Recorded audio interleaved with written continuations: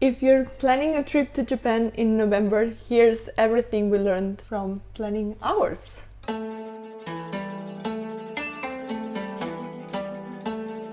I guess that if you're here, it's because you've already chosen to travel in November or around November. But if you're doubting with which month to go to Japan, we would probably recommend to check out the autumn foliage. They release a map every year with when they estimate that it will be at its peak in each region.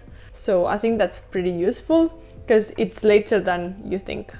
We actually wanted to travel in October at the beginning because we wanted to attend a festival, which is another thing. Like, you can check if there are festivals happening around the dates you are traveling, because then you can plan your trip around that as well. We decided in our case that we didn't want to go to the festival, which was in October. We wanted to go to a festival in Takayama, and instead we decided to push the trip a little bit and travel in November in hope to get the peak season of autumn foliage. And was it like that? And so we thought that we timed it really well, but when we chose to go there in November. When we booked our trip, like the year, like it hadn't been released for that year, so we estimated that it would be a bit the same or like maybe even later on. Yeah, that we came in the beginning of November and it was still very summery there, like really, really warm, and the leaves were not looking autumn at all, or like these really saturated red, orange,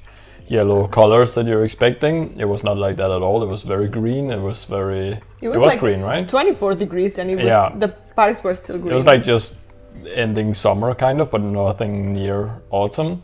And then as we went out of Tokyo and we went south on the trip to Kyoto, Takayama, Hiroshima, it got a lot colder really quickly as we moved more south, and the foliage started changing very fast. And once we came back to Tokyo at the end of the trip in late November, it was like a complete switch. It was not warm anymore. The autumn foliage was there and we hit a good moment there. But we were a bit scared in the beginning when we came that we would completely miss the autumn foliage because it was like a freak year with the temperatures or something. But we ended up seeing it in a couple places really nicely, very red and saturated colors, and it was really pretty. Yeah. Also bear in mind that this is not like the cherry blossom, but I would say it's getting there. I think it's getting more popular. There's a lot of activities and things that they do because of the autumn foliage. Like, it was announced on the trains, for example, and all of that. So I think that there's a lot more. I just think it's always very popular in Japan. That's true. It's and very always popular very right now. busy with tourists, no matter what time of year, but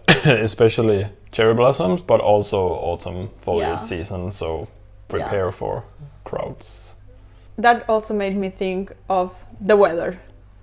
Be ready for different weather temperatures. We looked it up before traveling and we were like, okay, it was supposed to be like 10 to 16 degrees, something like that. So we were prepared for that kind of weather throughout November, and it was not like that at all. As Morten was saying, when we arrived, it was really warm, like summer weather, like you could just wear summer clothes for the first days.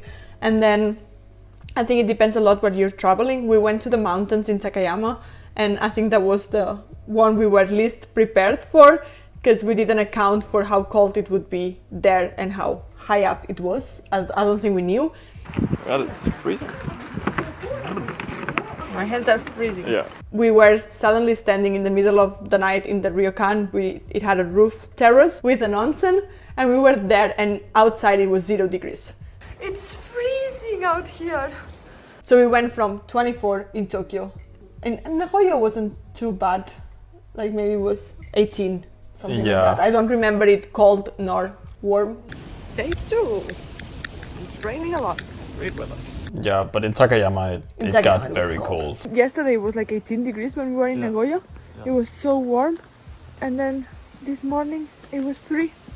So we're basically freezing. And yeah, that was a big change. I also think that's contributed to why I ended up getting sick towards the end of the trip, because we had been through so many temperature changes, and also at the ryokan and the onsen of being in the cold weather and then jumping into the extremely hot water and in and out. I think was not good for me. Yeah, but I think that in general be prepared for like have enough clothes for the cold, because you might get cold weather. take into account the different areas you're going to go to. Are you going to go in the mountains, or like how south are you going to go? And obviously take all of that into account. Yeah. Because there might be a quite big change in the temperatures. Yeah. One really cool activity that happens, I think it is November, right? Or like it starts maybe in October, is temple illuminations at night. I don't remember exactly how it's called. I think just night illumination. Night illumination. That was really cool.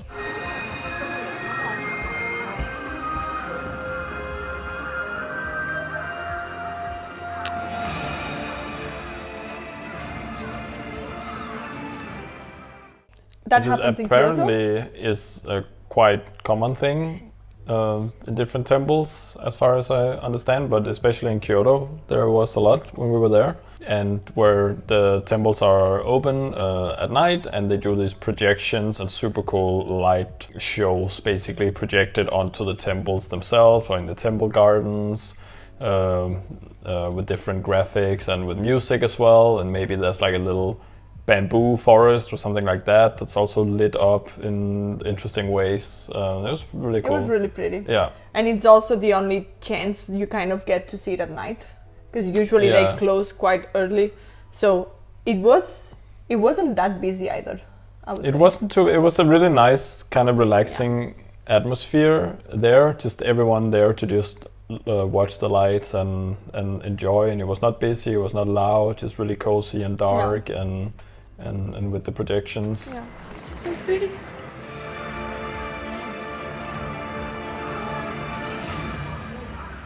We didn't see all of them, but we saw at least 3 or 4, I think. Mm-hmm. And I'm gonna put the name on the screen of the one we like the most. And then we also had the one with the Zen experience, where you that was also at night. That was also at night, and that was really cool that you got like different activities to complete throughout the... there was one temple where you kind of got through the Zen journey, and you had to complete different tasks that the monks at the temple would do. Like you had to make was like a little garden, or what, like with the rake, where I don't know how it's called. I don't know what it's called. Yeah. This is what it's called. Or one where you had to, what was it, like color in? Yeah, no, you had calligraphy. Copy, with calligraphy. And also you had to do a prayer, I think, something like that. But that was different tasks that you could kind of complete. And then get stamps to and you got stamps, them. It was just an experience. I think that was really cool as well. But the point being that there's a lot of activity at night and with the temples, and you can definitely, like, especially inside Kyoto, that we did spend an evening walking around this tour of the temples and see the lights and everything they've done. Exactly. And on that note, also something that we didn't really think about, because we were focused on the whole autumn experience, is that Christmas is around the corner if you're traveling in November. So Christmas activities start anytime from mid-November, actually. Mm-hmm. So when we were in Hiroshima, which was around the 20th of November, they had the Christmas illuminations, and there was a whole main road filled with like these light installations for Christmas. We found the lights. This is how we found out that there was Christmas lights. And then same when we came back to Tokyo. It's something that if I had known, maybe I would have planned better for it, because there's a lot of Christmas markets and Christmas lights and just Christmas activities that you can kind of go and see. We actually didn't have time to visit a lot. We only saw the one at the bottom of Tokyo Sky Tree. Mm-hmm. But there's a lot of Christmas things going on already, so it's interesting to be aware and maybe check it out if that's something you're into. Another thing that I feel like I've already mentioned a little bit, but check your festivals. I know that it's more typical maybe to have festivals during the summer, that's when most of them happen, but there's also some autumn ones. So it's interesting to see, like, depending on the date you're traveling, to make sure that there's nothing like just check if anything that you would be interested in seeing.